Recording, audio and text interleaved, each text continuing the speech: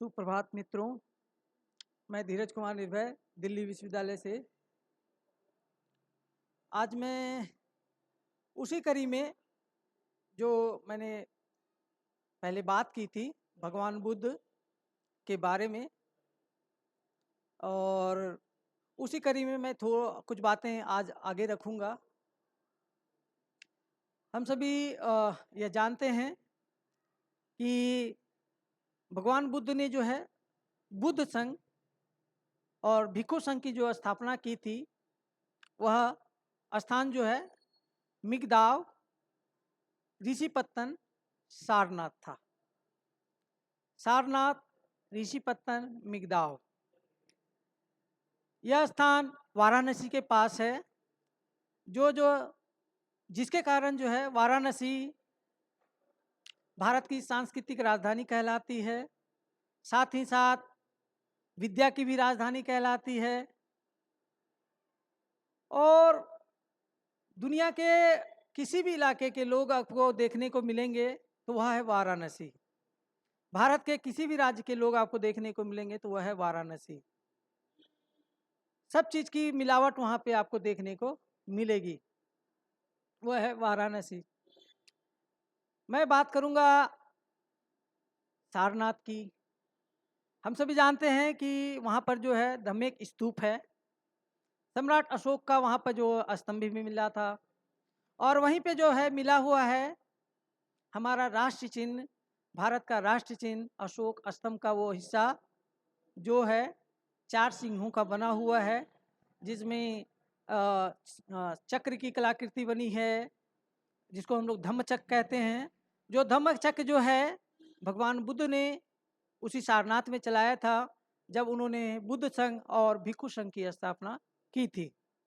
पंचवज्ञ भिक्षुओं के साथ उन्होंने जो है भिक्षु संघ की स्थापना की थी, संघ की स्थापना की थी, और लोकतांत्रिक तरीके का उन्होंने जो है विचार रखा था। उन्होंने कहा था अत दीपा भवत अथ सरना, तुम अपना दीपक स्वयं बनो, तुम्हें किसी गुरु के शरण में जाने की जरूरत नहीं है। बुद्ध ने भी किसी को अपनी शरण में नहीं लिया, बस उनको संग में लिया था, ना कि शरण में लिया था।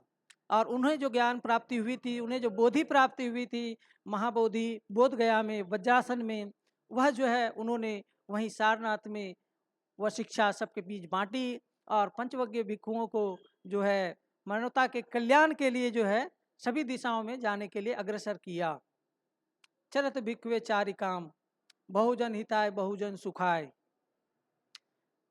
मनुष्यों के कल्याण के लिए, मनुष्यों के हित के लिए मनुष्य के रूप में जन्मे यह भिक्षु संघ के लोग या भिक्षु लोग या भिक्षु के का संघ आगे बढ़े। और यह एक कहा जाए कि जिस प्रकार की यह महत्वपूर्ण बात उन्होंने उस समय कही थी, आज से करीब 2500 साल पहले उन्होंने कही थी जो बातें, वो आज भी उसी प्रकार सार्थक हैं, उसी प्रकार मानवता का कल्याण के लिए अग्रसर हैं। वो अभी आज भी बुद्ध संघ जो है मानवता के कल्याण के लिए ही काम करता है। यह में पूरे जो है संपूर्ण एशिया में जहाँ भी बौद्ध धर्म है, जहाँ भी बुद्ध संघ है, जहाँ भी भिक्षु संघ है, जहाँ भी भिक्षुणी संघ है, यह हमें देखने को मिलता है। यह हमें गौरवान्वित करता है। और हम इसी कारण से जो है संपूर्ण एशिया ही नहीं, संपूर्ण विश्व जो है भगवान बुद्ध का ऋणी है कि उन्होंने लोकतंत्र की स्थापना की, उन्होंने जो है लोकतांत्रिक बातें की, उन्होंने मानवता की बातें की, जगत के कल्याण की बातें की, और विश्व शांति का आधार और मानवता के उत्थान की जो है नींव उन्होंने ही रखी थी। यह हमारे लिए विचारणीय है। भगवान बुद्ध ने उस समय जो बातें कही, जो विचार रखे, जो बोधि उन्हें प्राप्त हुई थी, उनको जो उन्होंने बांटा, भिक्षु संघ को बांटा, बुद्ध संघ को बांटा, और उसी बुद्ध संघ ने जो है, उसी भिक्षु संघ ने उन चीज़ों को आगे बढ़ाया। और आज भी वो उतना ही प्रासंगिक है जितना आज से 2500 साल पहले वो बातें प्रासंगिक रही थी। और इन चीज़ों को ध्यान में जब हम लोग लाते हैं तो भगवान बुद्ध का जो है वो धम्मचक्र जब चला था, धम्मचक्र जब चला था तो उसने जो है जगत का कल्याण का उद्देश्य लेकर के जो है पूरे संपूर्ण एशिया का भ्रमण किया, संपूर्ण यूरोप का भ्रमण किया और लगभग जो है अफ्रीका के अनेकों हिस्सों का भ्रमण किया। और आज जो है हम सभी जानते हैं कि पूरी दुनिया में जो है भगवान बुद्ध और उनकी शिक्षाओं का जो है का लोग पालन करते हैं, उनको अपनाने का प्रयास करते हैं। महात्मा गांधी जी को हम सभी जानते हैं कि जब आधुनिक काल में महात्मा गांधी जी जब अंग्रेजों से लड़ने की योजना बना रहे थे, भारत को आज़ादी दिलाने की योजना बना रहे थे, तो तब उन्होंने भी जो है बुद्ध से और बुद्ध धम्म से ही जो है वो चीज़ें ग्रहण की, अहिंसा, सत्याग्रह, सर्वोदय। ये सर्वोदय का क्या है? सर्वोदय का मतलब सबका उदय। तो बुद्ध संघ तो यही करता है, सबका उदय, बहुजन हिताय बहुजन सुखाय। सर्वोदय, अहिंसा, अहिंसा तो बुद्ध धम्म का जो है आधार है, अहिंसा के बगैर कुछ नहीं है। मनुष्य का जीवन जो अहिंसा से ही चल सकता है। जो पहले आदि मानव अहिंसक हुआ करते थे, भगवान बुद्ध ने सबको अहिंसक बनाया और यही विश्व के कल्याण के लिए, जगत के कल्याण के लिए, हर जीव के कल्याण के लिए जो है अहिंसा ही सर्वोपरि है। ये अहिंसा ही सर्वोपरि धम्म है। तो अहिंसा हो गई। सत्याग्रह, सत्य के प्रति आग्रह। अगर कोई सत्य बात को स्वीकार नहीं कर रहा है, मान नहीं रहा है, जो उचित है, सबके हित के लिए है, उसको स्वीकार नहीं कर रहा है, तो उसके प्रति जो है सत्याग्रह आंदोलन किया जाता है। यह भी बुद्ध संघ का दिया हुआ है। सत्य के प्रति आग्रह होनी चाहिए, तभी तो कुछ होगा। और पंचवज्ञ भिक्षुओं के जरिए उन्होंने जो है भिक्षु संघ में 5 वरिष्ठ भिक्षुओं को आगे करके उन्होंने यह बताया कि जब भी कोई दुविधा हो, जब भी कोई शंका हो, तो जो है पंचवज्ञ भिक्षु उसका निदान करेंगे। वही हम पंचायत में देखते हैं, ग्राम पंचायत में पंच परमेश्वर होते हैं। आप सिख धर्म में आ जाइए, पंच प्यारे होते हैं। यह क्या है? पंचायत, पंच परमेश्वर, पंचवज्ञ भिक्षु, तो वही तो है पंच परमेश्वर, पंचायत और पंचवज्ञ भिक्षु, पंच प्यारे। ये कहाँ से आया है? ये सब उसी से जुड़ा हुआ है, ये सब बुद्ध संघ से जुड़ा हुआ है। अब वो वहीं से निकला है, वहीं से हमें ये जानकारी मिली है, वहीं से हमें ज्ञात हुआ है। और गणतंत्र, गणतंत्र क्या है? गणों का तंत्र, गणों की व्यवस्था, जिसमें पंचवज्ञ भिक्षु जो है निर्णय को मतलब जो निर्णय करते हैं, और उसमें वोट देने का भी अधिकार होता है, मत देने का अधिकार होता है। गणतंत्र यानी गणों का तंत्र, उसमें सभी लोग वोट करते हैं, मत देते हैं, अपने विचार देते हैं, और उसमें जो उचित विचार होता है फिर उसको स्वीकार किया जाता है। कहीं दुविधा होती है तो उसमें जो है बुद्ध वचन से उसको मिलाया जाता है। और नहीं तो पंच परमेश्वर जो होते हैं, जो पंच प्यारे होते हैं, पंच भिक्षु होते हैं, 5 वरिष्ठ भिक्षु होते हैं, वह उनका निर्णय करते हैं। यही है गणतंत्र, यही है लोकतंत्र, यही पूरे विश्व की व्यवस्था है, जिसमें सबके कल्याण की बात की जाती है, सबके हित की बात की जाती है। तो बुद्ध ने जो है 2 धम्मचक्र चलाया था, उसको सम्राट अशोक ने जो है संपूर्ण एशिया में फैलाया, संपूर्ण एशिया ही नहीं, यूरोप और अफ्रीका तक फैलाया। अब बाद में कुषाणों ने जो है उसको जो है और ज़्यादा विस्तृत किया। सम्राट हर्षवर्धन के कालखंड तक जो है यह पूरा विस्तृत होता रहा, फैलता रहा।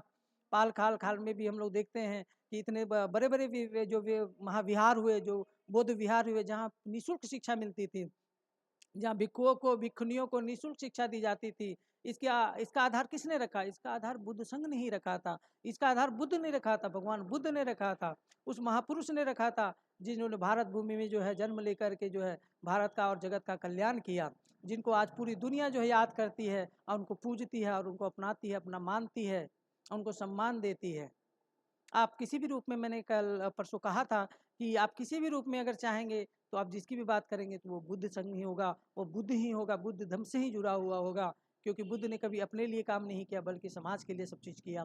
क्योंकि मैंने ये भी बताया था कि भगवान बुद्ध जो है वैवाहिक जीवन में थे। उन्होंने वैवाहिक जीवन, जब उन्हें पुत्र की प्राप्ति होती है उसके बाद वो गृह त्याग करते हैं और संसार के कल्याण हेतु जो है वो बोधि को प्राप्त करते हैं, और उस बोधि का जो संसार में वितरण करते हैं, सबके बीच बांटते हैं। और 45 वर्ष तक अथक प्रयास करते हैं और उसके बाद वो महापरिनिब्बान को प्राप्त होते हैं। और उन्होंने कहा था कि यह मेरा जो धम्म है, जो मेरे वचन हैं, अगर समाज ने इसको स्वीकार किया, समाज इसको लेकर आगे चला, भिक्षु संघ जीवित रहा, सही से चलता रहा, तो यह जो है जगत का कल्याण करता रहेगा। और वही आज हमको देखने को मिलता है। और आज पूरी दुनिया जो है भारत की ओर देखती है, और भारत के प्रधानमंत्री जो हैं, भगवान बुद्ध के जो अवशेष हैं, पुरातात्विक अवशेष हैं, जो उनके शारीरिक अवशेष हैं, जो शारीरिक धातु हैं, जो है उन सब का जो है सम्मान करते हैं, पूरी दुनिया में उसको बांटते हैं, वो दर्शन के लिए दूसरे देशों को ले जाते हैं। यह किस लिए है? यह इसलिए है कि उस महापुरुष को, उस आदि पुरुष को, उस प्रथम पुरुष को, जिन्होंने जो है मानवता की बातें की, जिन्होंने मानवता की शिक्षा दी, जिन्होंने जो है जगत के कल्याण के लिए अपना जो है पारिवारिक जीवन, अपना सांसारिक जीवन, अपना राजपाट त्याग दिया, उस व्यक्ति को हम याद कर सके, उन व्यक्ति को सम्मान दे सके जो जिसके वो हकदार हैं। भगवान बुद्ध ने कभी किसी से जो है इन चीज़ों के ये नहीं की कि वो हमें सम्मान दे, कोई सम्मान देता था, कोई नहीं भी देता था, लेकिन आज पूरी दुनिया उनको ढूंढती है, क्योंकि उनकी बातें, अनमोल बातें मानवता की हितकारी हैं, जगत की हितकारी हैं। जब तक यह जीवन है, जब तक यह पृथ्वी है, जब तक यह धरती है, तब तक जो है यह बुद्ध वचन, तब तक यह भगवान बुद्ध की शिक्षा, तब तक भगवान बुद्ध का यह धम्म जो है चिरस्थायी होगा, चिरंजीवी होगा, यह बढ़ता ही रहेगा, आज जगत का कल्याण करता ही रहेगा। इसलिए मैं आप लोगों से अपेक्षा करता हूँ कि आप जो है कम से कम जो है भगवान बुद्ध के जो वचन हैं, उनका जो जो संग्रह है वो है विनय पिटक है, जो मूल संग्रह है वह है विनय पिटक। आप विनय पिटक को पढ़ें, भगवान बुद्ध के बारे में थोड़ा बहुत भी जरूर जानें।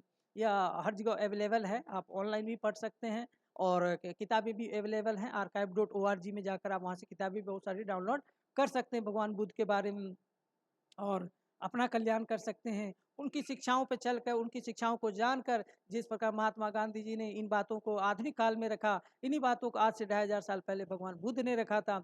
उन्हीं बातों को अहिंसा परमो धम्म, अहिंसा सबसे बड़ा धर्म है, क्योंकि मनुष्य अगर हिंसक होगा तो अन्य जीवों को कष्ट होगा, जिसके कारण मनुष्य को भी कष्ट होगा। आज हम सभी देखते हैं कि पर्यावरण प्रदूषित है, ये मनुष्य की गलती है, ये हम लोगों की गलती के कारण ऐसा है कि हमारी नदियाँ भी गंदी हो चुकी हैं, हमारा जो पर्यावरण है वह दूषित हो चुका है, प्रकृति से हमारा संघर्ष होता रहता है, पहाड़ में भूस्खलन होता रहता है, भूकंप आते रहते हैं।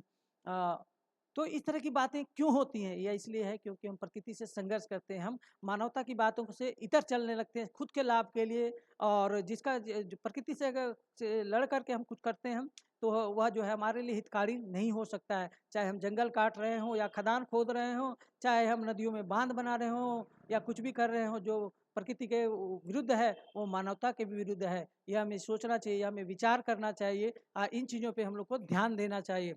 चाहे वो हमारी सरकार हो, चाहे आम लोग हों, चाहे हम हों, चाहे जो भी लोग हों, इन चीज़ों का ध्यान रखें, क्योंकि हम अपने आने वाली पीढ़ी को क्या दे करके जाएंगे? एक दूषित नदी, एक जो दूषित पर्यावरण, क्या हमारे बच्चे हमें जो है हमारा इतिहास क्या लिखेंगे कि हमारे पूर्वजों ने हमारा सब चीज़ लूट लिया? तो कृपया इस पर चिंतन करें, ध्यान दें, और भगवान बुद्ध की शिक्षा, बुद्ध देशना, उनका उपदेश, वही जो है वो सदगुरु हैं, वही जगत गुरु हैं, वही जो है विश्व गुरु हैं, वही धम्म गुरु हैं।